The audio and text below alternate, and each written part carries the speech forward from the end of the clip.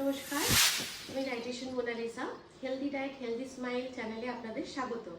আজকে আমরা যেটা আলোচনা করব সেটা হচ্ছে ইউরিক অ্যাসিড নিয়ে আমরা একটু আলোচনা করব। ছোট ছোট কিছু টিপস আমরা যেরকম ডিসকাস করি সেরকম ডিসকাস করব।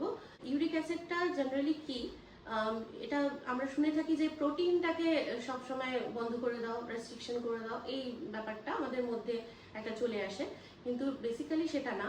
যে যে খাবারগুলোয় জেনারেলি পিউরিনটা বেশি থাকে সেইগুলোকে আমাদেরকে একটু রেস্ট্রিক্ট করতে হবে। টোটাল প্রোটিনটাকে রেস্ট্রিকশন করে দিতে হবে এরকম নয়, প্রোটিনও খেতে হবে কিন্তু লিমিটেড কোয়ান্টিটিতে খেতে হবে। চিকেন, ফিশ এগুলো সবই খাওয়া যাবে, তবে তার অর্গানিক পার্টসগুলো একটু অ্যাভয়েড করতে হবে। যেমন মেটে পোর্শনটা একটু অ্যাভয়েড করতে হবে, মাছের মুড়োটা একটু অ্যাভয়েড করতে হবে, মাছের ডিমটা একটু অ্যাভয়েড করতে হবে, আর মাটনটা একটু অ্যাভয়েড করলে ভালো হয়। মুসুর ডালটাও আপনারা অ্যাভয়েড করতে পারলে ভালো হয়, বাট অ্যাভয়েড এরকম নয় যে খাওয়াই যাবে না, মাঝে মধ্যে একটু আধটু খেতে পারেন, বাট অ্যাভয়েড করলে ভালো হয়। যখন ইউরিক অ্যাসিড বেশি থাকবে বা ইউরিক অ্যাসিডের পেনটা বেশি থাকবে সেই সময় একটু অ্যাভয়েড করলে ভালো হয়। এছাড়া অ্যালকোহলটা একদম রেস্ট্রিকশন করলেই বেটার।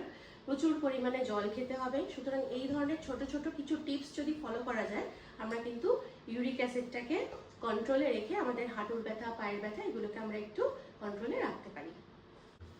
এই ইউরিক অ্যাসিড নিয়ে কিন্তু নানা মুনির নানা মত আছে। তো আপনারা যদি কোনো পার্টিকুলার গাইডলাইন চান, এটা আমি একটা ওভারঅল বললাম, পার্টিকুলার গাইডলাইন চাইলে কিন্তু আপনাকে কোনো ডায়েটিশিয়ান বা ডক্টরের পরামর্শ নিতে হবে। এটার সঙ্গে আপনার অন্য কোনো ডিজিজ আছে কিনা, বা এই যে ইউরিক অ্যাসিডটা বেড়েছে সেটার কারণটা কি, কজটা কি, সেটা কিন্তু আগে ফাইন্ড আউট করতে হবে, তারপরে কিন্তু সেই গাইডলাইন্সটা দেওয়া যাবে।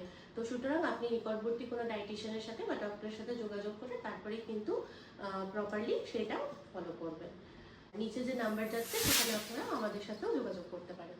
Thank you. এছাড়াও আরও অনেক ছোটো টিপস আছে, সেগুলো আমরা আবার পরবর্তীকালে আলোচনা করব। এই ভালো ভালো আরও হেলদি লাইফস্টাইল রিলেটেড টিপস পাওয়ার জন্য আপনারা এই চ্যানেলটিকে সাবস্ক্রাইব এবং লাইক করে রাখুন।